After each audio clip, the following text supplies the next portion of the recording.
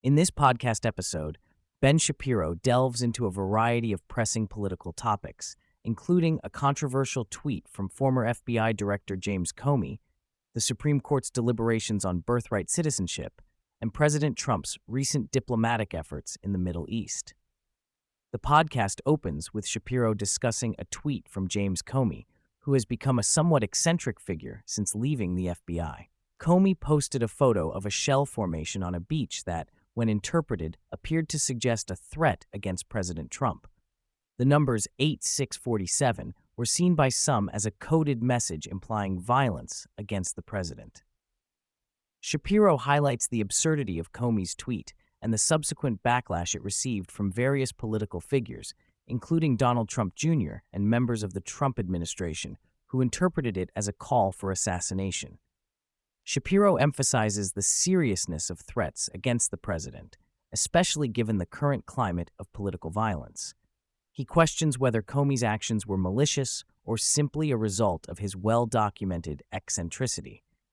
The discussion raises broader questions about the implications of public figures making incendiary statements and the potential consequences they face. Shapiro then shifts gears to discuss the Supreme Court's ongoing deliberations regarding birthright citizenship and the authority of district courts to issue nationwide injunctions.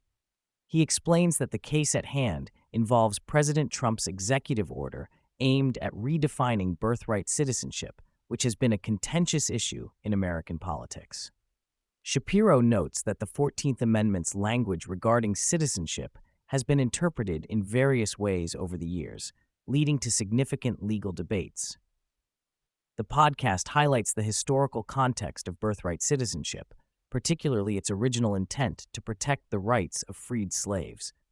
Shapiro argues that the Supreme Court is likely to limit the power of district courts to issue nationwide injunctions, which could have far-reaching implications for executive authority and immigration policy.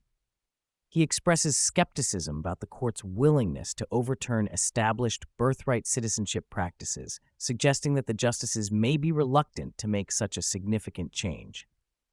The conversation then turns to President Trump's recent diplomatic trip to the Middle East, where he secured substantial business deals with Saudi Arabia, Qatar, and the UAE. Shapiro outlines the financial implications of these agreements, which are expected to bring significant investment into the United States.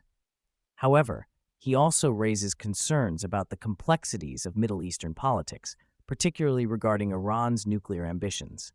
Shapiro critiques Trump's praise for Qatar's role in brokering peace with Iran, noting that Qatar has historically acted as a cutout for Iranian interests.